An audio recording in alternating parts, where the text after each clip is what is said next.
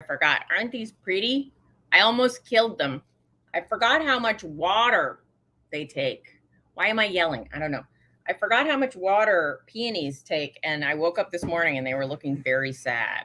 They had drunk all their water in 24 hours. So I just, but I cut the little stems and put them back in water and put them in a cool place for a while, and they seem to revive. So I'm very happy that they have come back because my boyfriend is always yelling at me for not checking the water every day. He doesn't yell at me.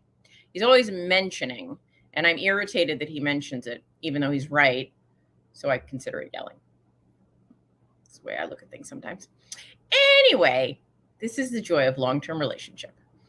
I am here for our live. It is Tuesday. I'm a little tired.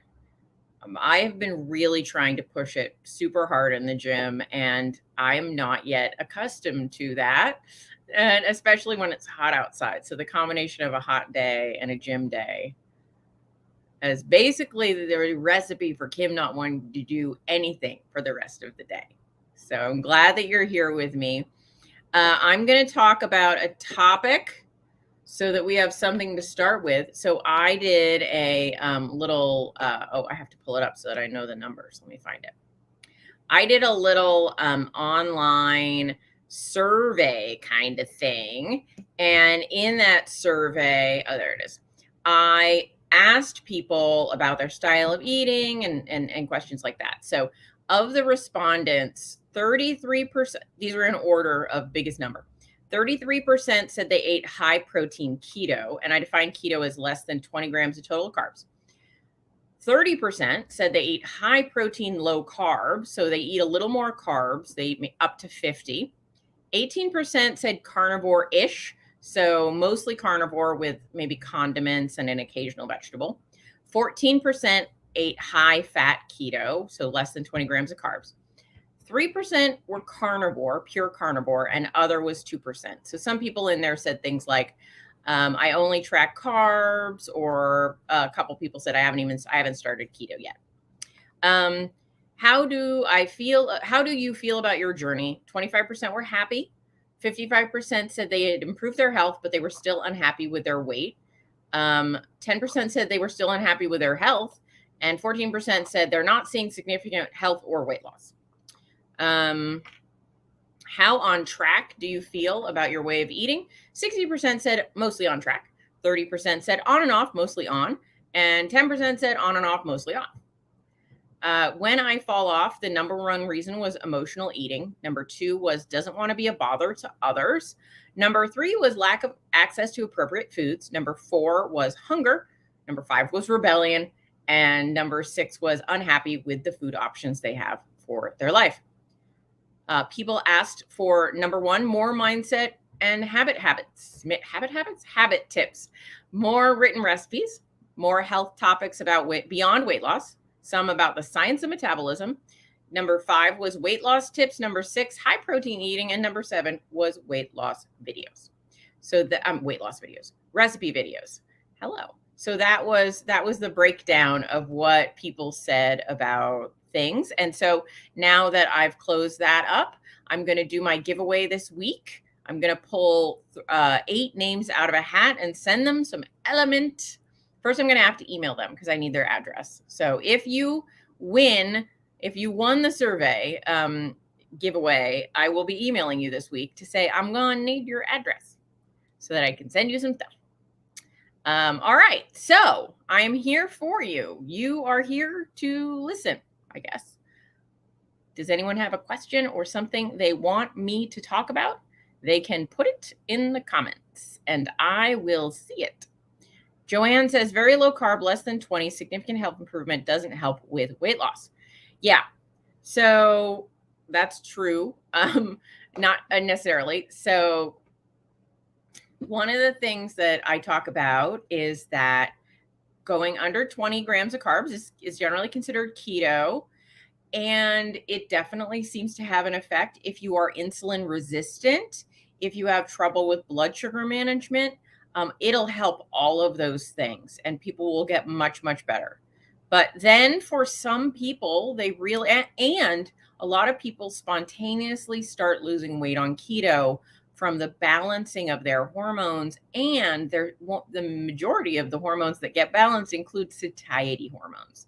And because of that better satiety signaling, a lot of people, their appetite just starts to naturally lead them towards making better choices around how much to eat. And that's not true of everyone. And some people really do need to look at tracking their macros and seeing if they're eating an appropriate amount of food for their body at their current level of activity.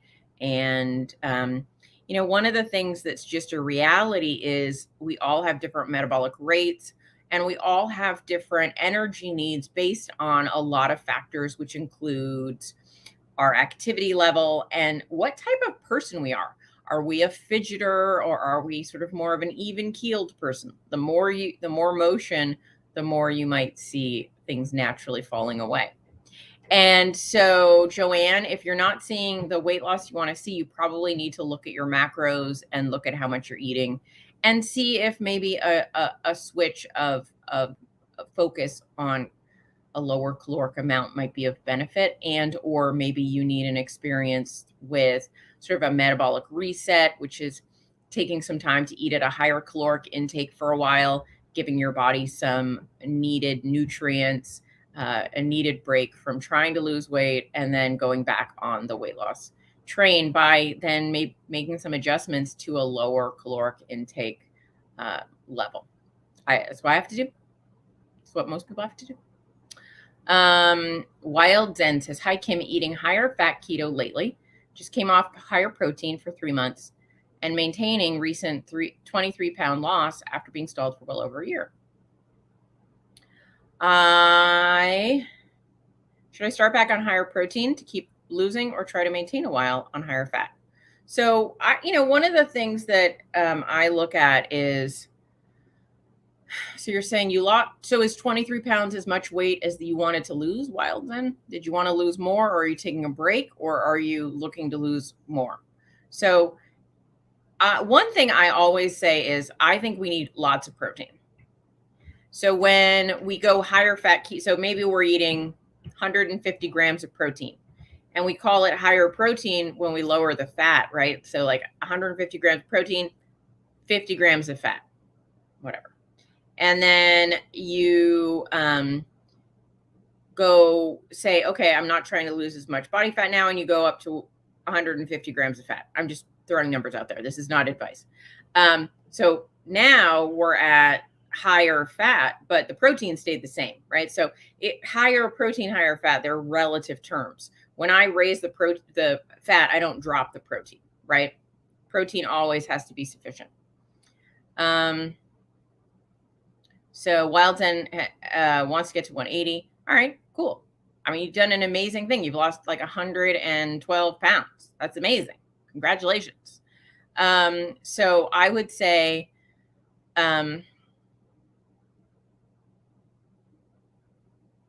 stay at your optimum protein amount throughout.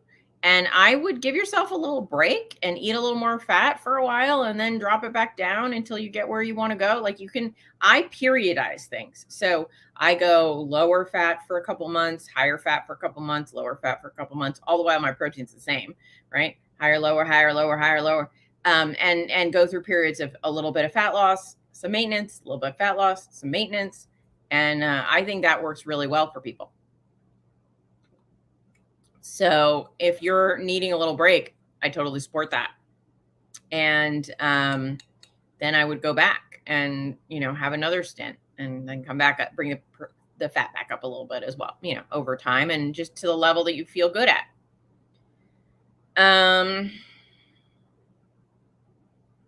I see. Yeah, your protein's a 180, playing with fat. All right, great.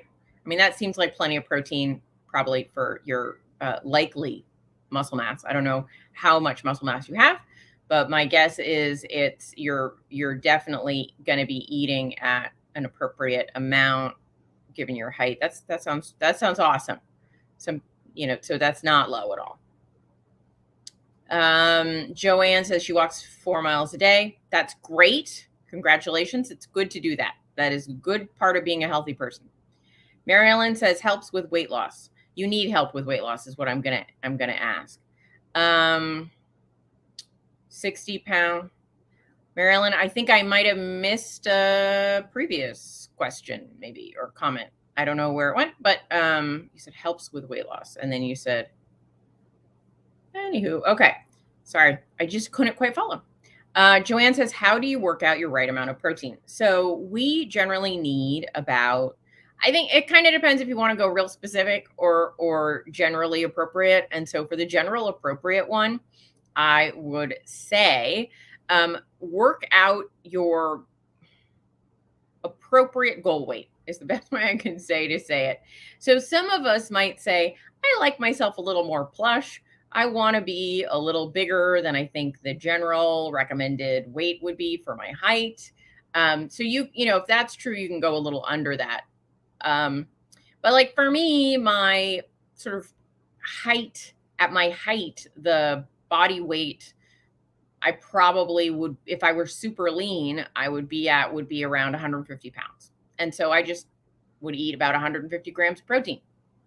So, but if I said, hey, I don't want to be sort of, I don't want to say appropriate. We all have different goals, right? So if you like being a bigger person, but you know, just want to be a healthy, slightly bigger person, then you don't have to go as high as that in terms of your goal of protein, but it won't do you any harm to do that. So I would say pick a good goal weight and eat that many grams of protein. That's the easy way to think of it. I'll give you more complicated ones, but that's it. And there's a difference between sufficient protein, appropriate protein, right? There's level. And so like there's a minimum level, which is probably around 80% of that, where you're going to get all the things you need from the protein you're eating, and you're not going to be protein deficient, and you're going to get proper muscle protein synthesis, and you're going to be a healthy person.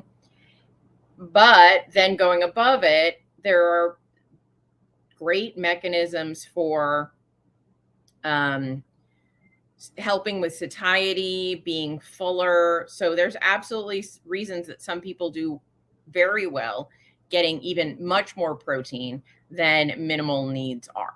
So there you go. I tend to think minimal needs are around 0.8 grams per pound of reference body weight or goal weight. It's probably about right. That's minimal. I would say I see a lot of people doing best at around 1 gram, especially people who have a history of being overweight. And I find then really pushing that protein can often push out other things. And that's been very helpful for me in my journey as well. When I went to a much higher protein intake, I'm a lot fuller and feel a lot better than when I was eating the same amount of calories, but higher fat. And it just varies from person to person if that's true or not. So Kim says, I got my summit tickets for Nashville. Can't wait to see my celebrities and mentors. I'll be so glad to see you there. Hey, Terry. Hey, Larry. Larry asked for keto travel tips, planes, trains, automobiles, hotel stays, eating out, anything. All right. So my best travel tips are don't overcomplicate it. I would say it's very helpful to maybe have some emergency supplies in your bag, which could look like having some salami, which you don't need to refrigerate, right? Or meat sticks, like you can get chomps or other types of meat sticks, or the little jerky meat stick type things. You can find them all over these days. Look for ones that have low carbs, right? Because some of them, they add more sugar than others. Having some of those as backups can be very beneficial. And then scout the area where you're going. So wherever you're going to be traveling to, if you're now, automobiles are easy because you can always hit a drive-through and just get meat patties. Planes, usually there's like some fast food in an airport that's going to make that pretty easy. Trains can be hard. I've been on trains that have been challenging. Not all trains have anything beyond like fast food, not fast food, but like junk food that you can buy. So that's something I would absolutely bring food with you if that means picking something up on your way to the train station. And then when you're get to wherever you're going, I do Google, just pull up the computer, do a Google search about restaurants in the area. Some of your best choices for fancy are going to be steakhouses, and for not fancy are going to be diners, and get things that like fried eggs and some bacon and stuff. So the kinds of foods that work, Larry. But the best tips are do a little research about where you're going, and and pack some emergency meat sticks. Those are my best advice. Bring a few electrolyte packets if you do electrolyte supplementation, and you should be good to go. Scott finally got off the fence and bought a ticket for Keto Summit Omaha. Well, congrats. I'm so glad that you're going to attend that. That sounds like fun. Hey, Kathy. Hey, Jennifer. Creasy said, I am trying higher fat, but oddly, I'm more hungry. Yeah. So I am hungry if I drop my protein amount. So I much prefer, I've been high fat, moderate protein, which I would also call low protein at times. And when I transitioned to higher protein, I have not gone back to low protein. It was an unacceptable return, in my opinion. And I will say that sometimes I fluctuate my protein a little bit. Like I try a little less, a little more, and more protein is almost always a good idea. But I will say that the first time I transitioned to higher protein and less fat, there was like a week where I felt really weird and hungry and not like back and forth. My hunger signals were all screwy. But once I really landed in high protein land, it was very hard to go back to higher fat. I just don't feel as satisfied by that. We're all different though. So whatever works for people is what works for people. Joanne, lunch meat with lettuce is good to store in a cooler. Plan ahead. Have fun, Larry. Yep. Some good advice.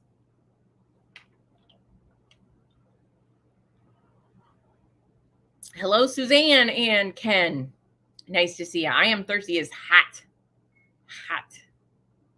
I shouldn't be complaining, but it's not that hot. It's just kind of hot, but it's hot enough that I'm complaining. That's the other thing that I didn't mention, but it's a good one to tell Larry is when I go to new towns, especially if I'm going to be there for more than a day, I always go to the grocery store. Almost every hotel has a fridge in it these days. And so I'll go to the grocery store, buy some cold cuts, buy some yogurt, that kind of thing, throw them in the fridge. And then you don't have to waste as much money going out when you are just needing to fill that need. I mean, I'm not against going out. It's just, it makes it kind of easy to have some staples in the fridge. You can buy at most grocery stores these days, you can buy hard-boiled eggs. You can buy,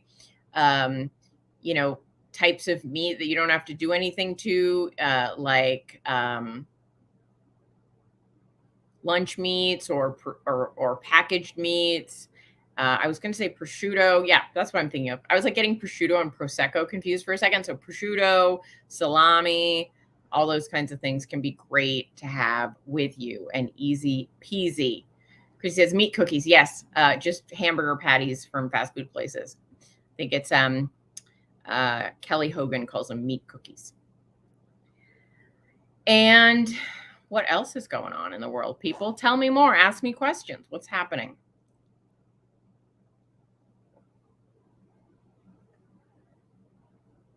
Prosecco is good too. Yeah, not while you're driving though.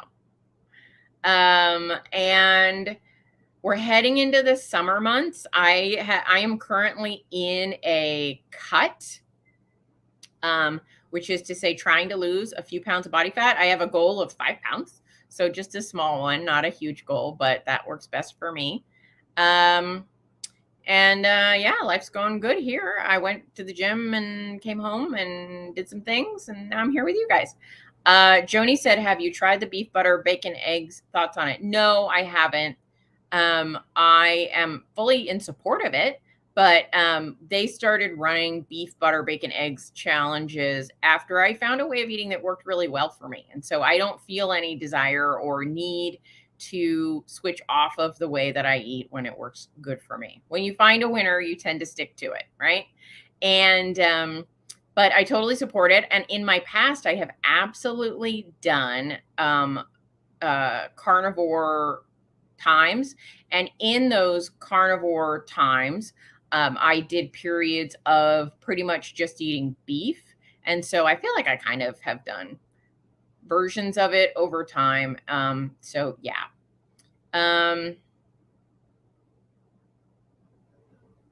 Jennifer said, finally tried the nitro cold brew as I'm back on BBBE and I love it. Well, good job. Cold brew is really tasty. It's true. Betsy, looking forward to seeing you in Nashville. It'll be great to see you again as well, Betsy. Nicole, do I have a start date for my next round of your Keto Unstuck program? Right after July 4th, we're going to start. Excuse me, we're going to start. So I'll be enrolling just in a couple of weeks. Like one, I have to do that. At the end, so in a couple of days, I'll open enrollment, and we'll be starting again in July. Chrissy said, thoughts on only having a bowel movement once a week, been carnivore for a year now. So, you know, I do find that carnivores might poop less often. It's not uncommon. I do not, sorry, I have an itch. I am not a doctor, nor am I a gastroenterologist, which would also be a doctor.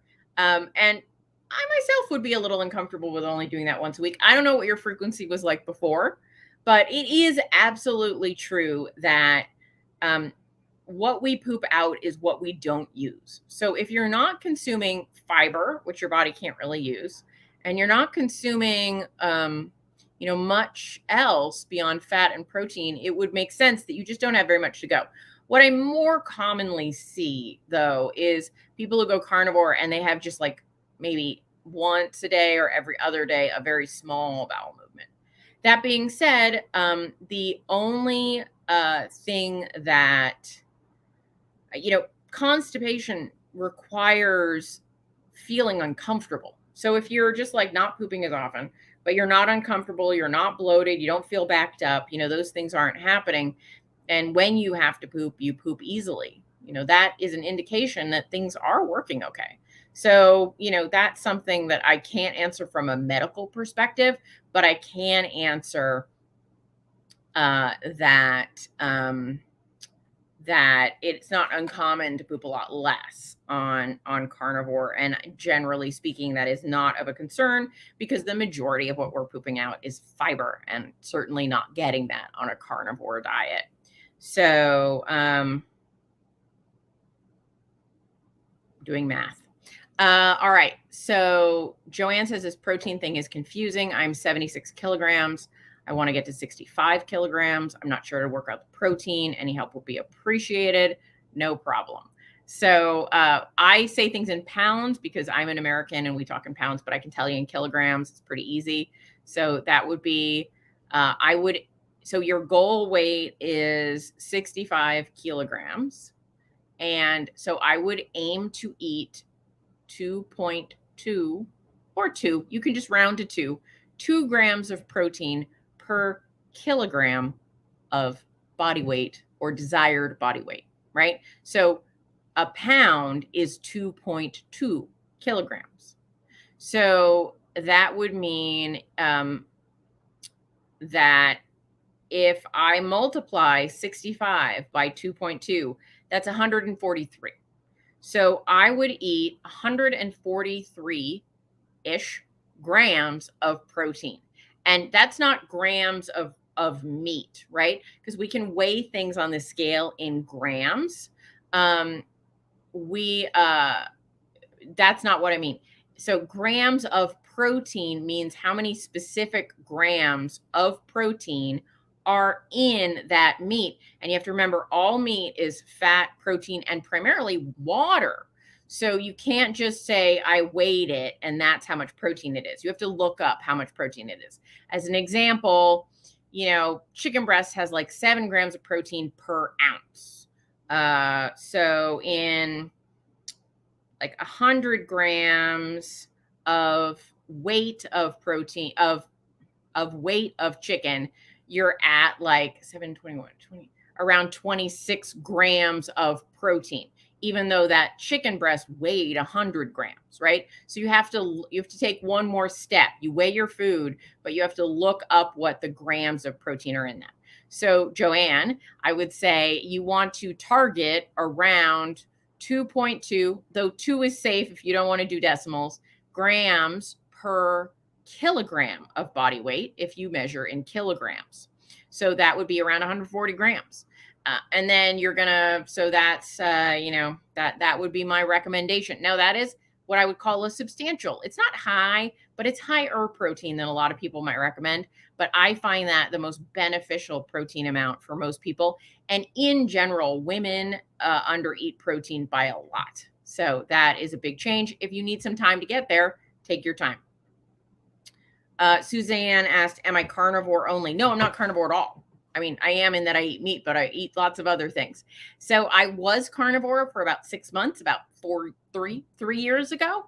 I went through trying some carnivore times, but at this time I eat low carb, high protein.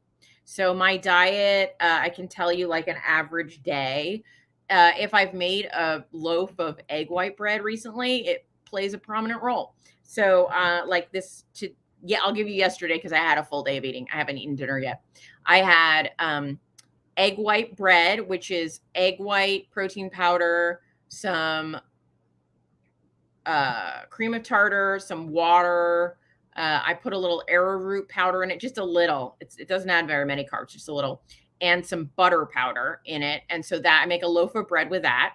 And so I had 2 slices of that with peanut butter and no sugar jelly from Nature Hollow from the jelly. So I had peanut butter and jelly toast for breakfast with a coffee and some macadamia nut milk. And then for lunch, I had chicken salad that I make myself on another piece of that bread, the protein bread. And then at dinner, I had some steak that I'd cooked the night before, but I had some leftover steak. It was a leaner cut of steak, like a flank steak. And my boyfriend had gone fishing, and I usually hate fish, but I actually like halibut okay. So he had cooked up some halibut, and I had some of that. So I had halibut. I had a lean steak. Both those were cooked in a little bit of olive oil. And then I had a salad on the side with some cucumbers, a little bit of carrot, a little bit of red pepper. And then for dessert, I had a piece of chocolate cake that I make that's very low calorie, high protein chocolate cake. And so that was my day. So I had peanut butter toast, a chicken salad sandwich, and then steak and fish and veggies at dinner with a piece of low calorie chocolate cake that I make myself. That was my day. And that's not unusual in terms of what I eat. The fish is unusual. I hardly ever eat fish because I don't usually like it, but it was good. All right. Oops. Let's see. And so that came out to around 50 grams of carbs, around 60 grams of fat, and about 150 grams of protein. Oh, I forgot. I also had an afternoon coffee with almond milk as well. All right. Am I doing any cardio in the gym or just sticking to weights? I don't do traditional cardio, Joyce. I walk a lot. So I make sure I get 10,000 steps in a day. Like I said today, I walked to the gym. I don't know if I said that, but I walk to the gym. It's about 2 miles away, and I usually walk home. But when it's really hot, like today, I was like, no. So I got picked up. So I didn't walk home, and then I went for an afternoon walk. I go for a walk every day. It's not like just go for a walk, and I enjoy my time outside. So I walk at least 100, well, no, not 100K, at least 10K steps a day, and I lift weights. That's what I do. Cardio is overrated. It is good though. So I will say it is good to get your heart rate up at various times. So 3 days a week while I'm walking, I'll do a hill sprint or 2. I think it's good to stress our cardiovascular system out. So I do that. But people are spending hours on a elliptical, stair climber, whatever, just mostly spinning their wheels and wasting time, in my opinion. Nicole, can you talk about your Keto Unstuck groups? When does it meet weekly? How many people are in the typical group? I did not pay Nicole to ask that question, people. So I run a group called Keto Unstuck, and we talk about why people get stuck and how to fix your weight loss stalls. And so we meet every Sunday at 3 p.m. Pacific time. The calls are all recorded. So if you can't make it, you can listen to it later. And it's a 12-week course. We're going to start the Sunday after Independence Day, July 4th. So whenever that is, I can look it up. And then, so it's a 12-week course. There are lessons to watch, video lessons. There are handouts, things to download. We work together on macros and stuff. So we're going to start on July 10th, the next course, and it's a 12-week course. And it is $297. It's much less expensive than one-on-one coaching. I love people to be able to join and do well. I support anything from carnivore to low carb. If you want to try eating more carbs or less carbs, I don't care. I'll work with you either way. And, but mostly we talk about why people stall and how to fix it. And we work together on macros. We work out, like, is your problem more behavioral? Like, do you struggle to just even stay on track at all? Or are you thinking you're doing everything right, but you're not seeing the results you want? Those are two different scenarios, but we work with both groups in Keto Unstuck, because those are the primary reasons that people give me that they're stuck. And so that's what the program is. And it's a great group of people. It's not just women, but it's mostly women. So we all have a real good time together. Joanne, and there's a link to it on my website, kimhowerton.com. And then you can look, I think it's under programs is the word. Where is the best place to figure out macros? I would like to increase the protein and lower the fat in general. So I don't like any macro calculators. I know I'm such a problem girl. The reason I don't, hi, Nicole, I see you signed up a couple of weeks ago. I know you were ahead of the game. Other Nicole, two Nicoles here. The reason I don't like calculators is there's a really wide range of caloric intake that's appropriate for people. What do I mean by that? Well, so the amount of calories one takes in is how much food you eat, right? And I think we all know that each gram of protein and fat and carbs has a certain amount of associated calories. And when you go to a macro calculator, they're going to make assumptions about how many calories you need based on your height and your weight and your activity level. And all of those assumptions are based on a mythical average human. Are you that average human? Or are you somebody who burns more calories or less calories, or right? And so these macro calculators are, in my opinion, kind of a stab in the dark.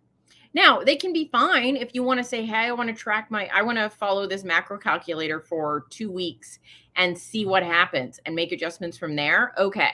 But I think so many people, they use a macro calculator and then they're like, oh, I'm broken because this is not working. But there's so much of a range of how people's bodies respond to different amounts of macros. So that's why I don't really like macro calculators. What I actually recommend, and I teach people to do in my program, but I will tell you guys here, it's not a secret. I was about to say it's not a private. What is it with me and words today? They're all wrong in my head. Track your calories now. So track your macros as you've been eating for however long you've been eating that way. Now, if it's like binge central at your house, clean that up first. But if you're like, hey, I think I'm eating pretty well in general, track those macros. Just put them in a little tracker, whatever tracker you want to put them in. I have a preference for chronometer, but you can do whatever you're doing. So put them in and then you'll see. And you'll probably see, maybe you see that you've been eating 80 grams of protein, 100 grams of fat, and 30 grams of carbs. And, oh, I just dropped my pencil. And so that works out to, I made that hard for myself. 8 times 4 is 320. About 1,300 calories a day. You're like, all right, I know I'm not losing weight at that level. I'm not going to suddenly tell you to eat like 900 calories from there necessarily, right? So what I would say instead is once you know what that level is, keep the calories the same, but bump the protein to the appropriate level. So the first thing we fix is protein. So, and that I just talked about. If you're an American and use the American system, is that imperial? No. Yeah. I was imperial. Yeah. Imperial, not metric. So they use pounds. Just pick your goal weight and eat that number of grams of protein. So if your goal weight is 150 pounds, eat 150 grams of protein, not pounds, grams. And then adjust the other macros to keep your intake the same. Eat that way for a little while and see what your body does. And then from there, you can make adjustments to see if you need to eat more or you need to eat less.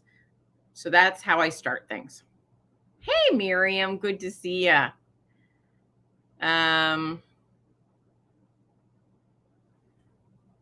Yeah, Nicole. Yeah, you can convert back and forth from kilograms to pounds. Yeah, absolutely. Joanne says, what is the Unstuck program? So Keto Unstuck is my program where I teach people how to fix their keto when it got stuck. I find so many people, myself included, went keto. It worked pretty well.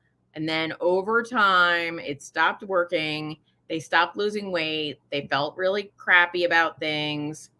And then they had to figure out how to fix it. So it's about fixing the stall that a lot of people hit on keto. Not everyone, but a lot of people hit that. And so I work with those people. Karen says, recovering from the vid, what vitamins to take? I mean, I think always vitamin C and vitamin D are super important. I'm not a doctor, don't give medical advice, but I think most people probably could use some vitamin C and vitamin D when they've been suffering from an illness recently. Ken says, can taking a nitric oxide supplement with a vitamin each day before a workout with weight training and elliptical machine have any bad effects on your health over a long period of time? Not a doctor, and I do not give medical advice. However, a nitric oxide supplement and a vitamin, if they're good quality, I don't think those would be things that I would be concerned about.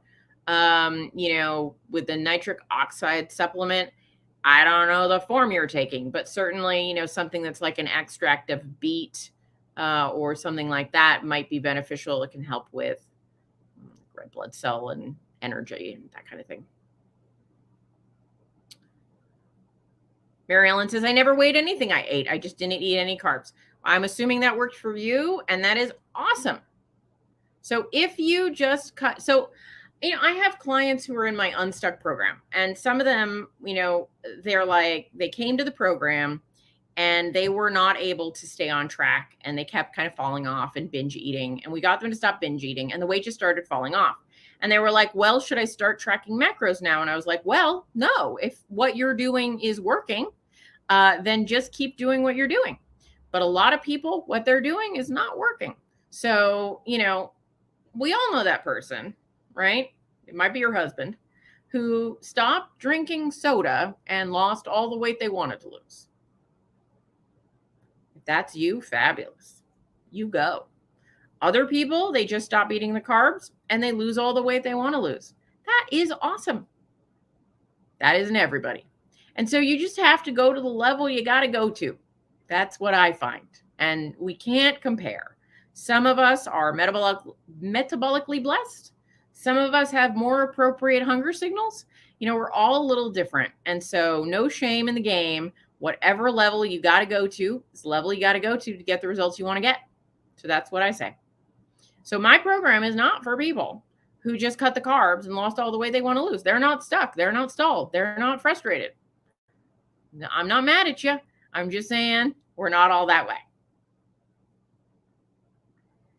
Sharon said, do you still enjoy a cottage cheese with yogurt? Absolutely. I do.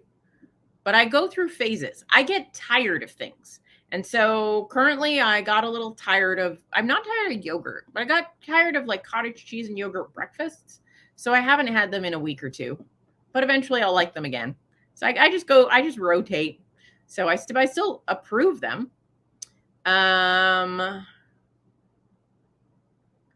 Would you add another protein to that and get closer to 50 grams for that meal? You could. Yeah, you could. Yeah, I mean, I guess you're saying if you want to get 150 grams in a day and you're thinking 50 grams, 50 grams, 50 grams, then, that's a fabulous thing to do. So yeah, you could add a side of some meat to it. Or what I often do is I can get easily like 35 grams of protein for my cottage cheese and yogurt. If I want to bump that up, I'll probably throw a little protein powder in it and mix it up. But usually I'll be like, I'll just have a little more protein at lunch and dinner.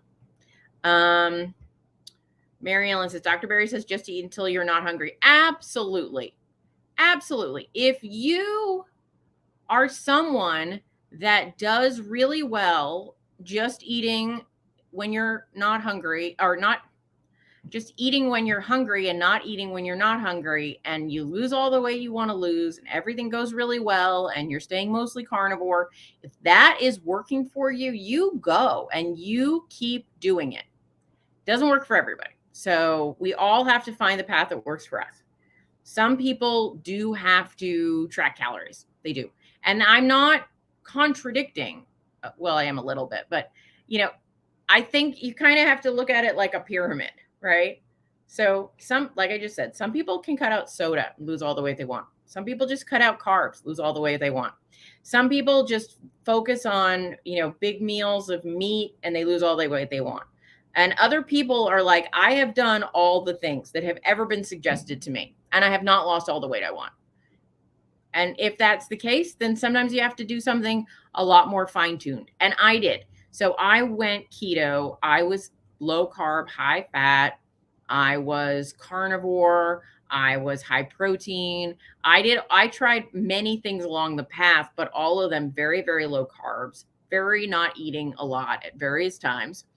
And I was still like 40 to 50 pounds over what I wanted to weigh. And it wasn't until I started implementing some of the strategies that I teach in my Keto Unstuck program that I found, and that I talk about on these lives, which was doing reverse dieting, tracking calories, adjusting macros, going through periods of eating more and eating less.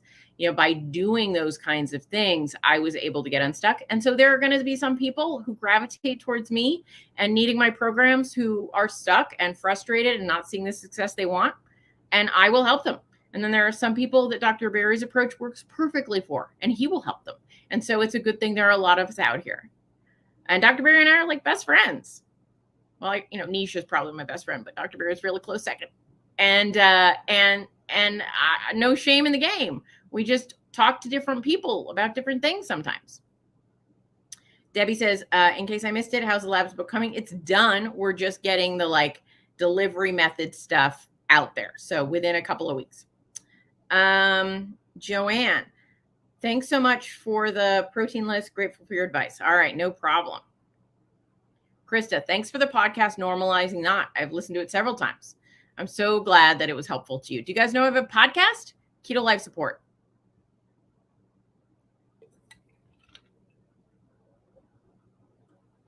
Check it out.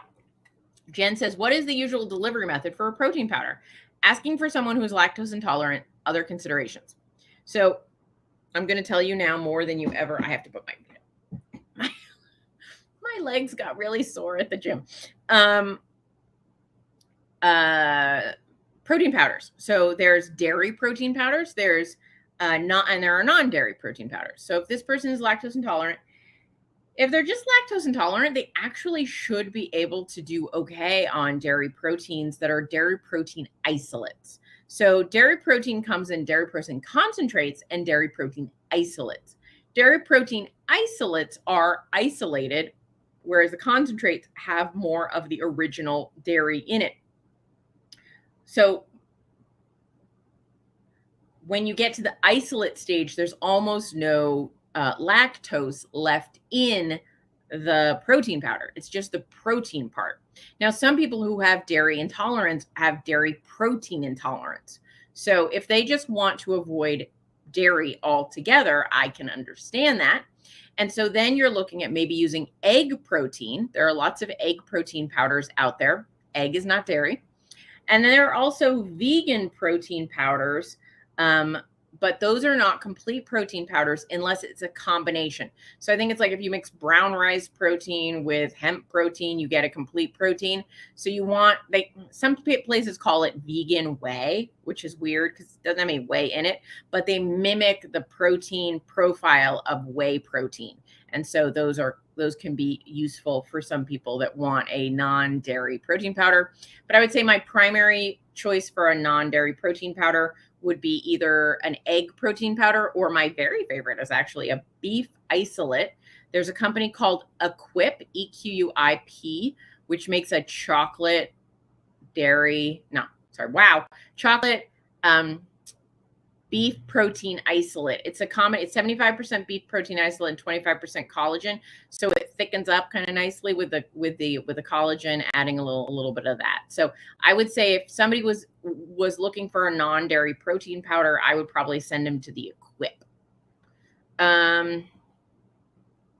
Christy asked, what is the name of the milk I recently found? It doesn't sell it anymore, so not worth it. I'm very upset. They keep eliminating all the things that I like. Larry said, favorite weightlifting exercise so far. I have a certain pleasure out of a Romanian deadlift. My legs are sore for so long. But there's a certain pleasure in that. I also very much like a leg press. I feel strong when I use the leg press. My upper body's not that strong, but I do like a good lat pull down session. That feels very accomplished. So it kind of depends on the day too. But Joanne says, I don't know how to figure out kilograms. How do I figure out protein in terms of body weight in pounds? I think I did that. 1 gram per pound of ideal or reference or goal body weight. 1 to 1. Oh, Krista, that's sweet. Anyone tired of doing the right thing and not getting the results? They deserve joining the Unstuck program. It helped me immensely. I'm so happy. So happy. Tina says, weightlifting can be cardio. Yes. Yes. Terry says, so weird. I've been keto carnivore 3 years and I still can't tell the difference in digestion versus hunger. My brain interprets digestion as hunger and I can't trust it. I still have to eat by the clock. Some people's hunger signals are really screwy. Some of us have really messed up our leptin signaling and our hunger signals are screwy and we have to track. And then other people, tracking makes them crazy, like Karen says tracking makes her crazy. So we're all unique and we have to go about it in the way that we can. Scott says, so you have your program a couple times a year? Indeed, I do. It's a 3-month program. So I have it usually 3 times a year because I don't do a holiday, like one over the holiday season, because that's insanity. No one wants to do a program over the holidays. Bev says, my doctor is concerned about hypoglycemia because my fasting serum glucose was 57. Why is he worried? I like that number. A1C was 5.5. Fasting insulin was 9. Okay. So your A1C being 5.5, that's out of alignment a bit with that fasting glucose being 57. So if your A1C is 5.5, but your fasting is in the 50s, that means you're having some serious times of higher blood sugar during the day. Because if it was staying fairly low, like if you were saying, oh, I'm fasting somewhere around 60 and I go as high as 90, your A1C would be closer to 4.8. So what that means is that even though your blood sugar in the morning is really, really low, at times during the day, it's actually fairly high. It's probably like 140, 150. And so you've got wider swings than I would necessarily want to see. Your fasting insulin being 9, I'm going to guess it's come down. So that's good. It's still kind of above optimal. But, Rome was not built in a day, and it takes time to get that fasting insulin lower. And so I would just keep at it. But I would potentially ask your doctor for a CGM. Why is that? Because 57 is very low for your A1C to be 5.5. So I would want to see what your glucose is doing over a day and how big, what is the MAGE, M-A-G-E, mean amplitude of glucose excursions. What's the variance? What's going on there? So there's something that I would want to investigate there, Bev, definitely. Um, Christine, is there a way to increase my protein? Was sick for about 2 months, no appetite. Is it okay to use grass-fed beef protein isolate, add it to keto chow? Well, keto chow is protein powder. And so, sorry, like I am uncomfortable in my body right now. So, um, there is a limit to how much protein you can there. Now, it's a myth that you can only absorb so much protein at a time. However, there is more benefit to eating 2 to 3 protein feedings a day than one big protein feeding a day. Why is that? Well, there's something called muscle protein synthesis. And muscle protein synthesis is that trigger of our body being able to rebuild our muscles. And we're better off having that happen a few times a day. And while we absorb all the protein we might eat throughout the day, this BS if people tell you we can only absorb 30 grams of protein. However, we can only trigger muscle protein synthesis every 3 to 5 hours. And once we hit around 40 to 50 grams of protein, we're good on that. So if you only do that once, then you're not getting as much benefit, if that makes sense. So if you're talking about adding grass-fed beef protein isolate, which is a protein powder, to keto chow, which is a protein powder, it seems double dippy, unless I'm misunderstanding what you're saying.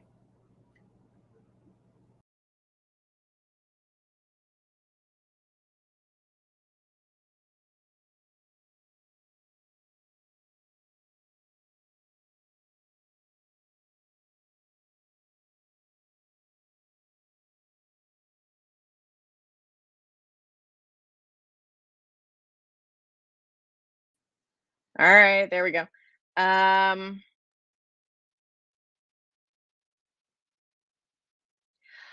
No, I know, Paola. I tried the Chobani and I loved it, and then my store stopped carrying it, so I thought they discontinued it.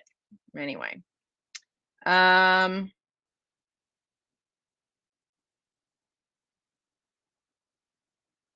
okay, let's see. Jennifer said, I never weighed anything unless I was baking some holiday treats. So yeah, we all do what we need to do. And if not weighing and measuring is important to you, it's working, keep doing it. I'm not about overcomplicating. I'm about complicating just the appropriate amount. So if what you're doing is working, I love that for you. Suzanne says, I do good and lose, then hubby comes home with ice cream. Can't get back on. I am on oxygen. Oh no. So tell your husband to stop being a problem. So it sounds like you really need to have a discussion with your husband. You're on oxygen, for goodness sakes. This is not a small thing. You need to lay down the law, Suzanne, and tell him that is not okay with you. Please don't bring those things home. And if he just says, well, just don't eat them, it's like, no, like you are my husband. You are supposed to support me, and this is not something I can have in my house. If you want ice cream out of the house, fine, go pick up ice cream. Don't bring it in the house, right? So this is something you need to deal with.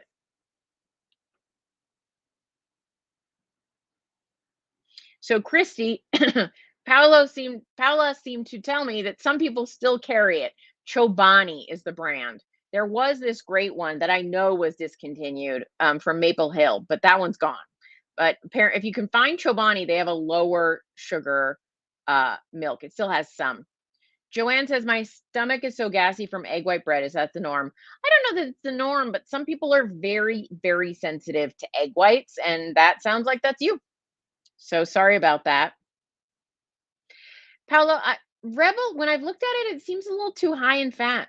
So I'd rather use like an almond milk. Pam says a Quip has chocolate, strawberry, and vanilla. They are also coming out with one that has no flavor. Oh, interesting. Okay, well, I'll have to look into that one. I like the chocolate the best in and of itself. I don't love vanilla protein powder generally, but if you like vanilla flavored things, but I do like the vanilla protein powder. I just used it up because I like it so much with cinnamon in it. Someone's going to tell me about oxalates in a minute. As soon as I say cinnamon, people are like, oxalates. And I'm like, it's just a little cinnamon. Anyway, you do you. But yeah. Jennifer asked, what do I eat mixed with the beef protein powder? Almond milk and ice. Karen said, I like the leg press too. However, since back surgery, I haven't done much with the leg press, doing yoga. Well, great. I'm glad that you're doing yoga. Walking note, sorry, things are jumping. Had some eggs and roast beef. That sounds yummy. Tracy said, I just watched a video of Stan Ekberg where he stated glucose and A1C respond relatively quickly to keto. Insulin takes much more time. Absolutely. Absolutely.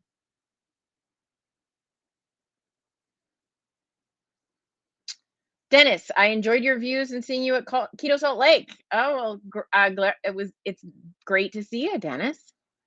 Any updates on the book? So the book is done and it should be out anytime. We're just doing the last minute. How do people get it and what, and printing and that kind of stuff. So anytime now.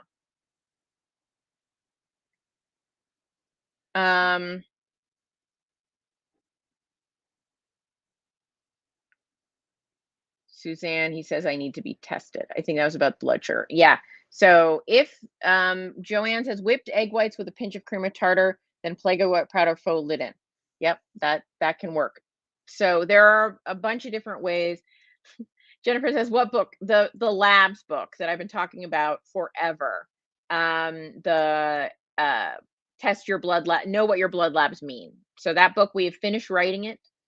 We are now in the last stages of printing, supply, that kind of stuff. So anytime now. Suzanne says, I love listening to you. It gives me courage. Good. I'm so glad. I'm glad I can be helpful for anybody that needs it. We're all in this together. All right, guys, we're coming up on the hour, so I will call it. I will go be nice and put my feet up because my body is sore. And I'm glad to be here with you guys this week, and I will see you next week.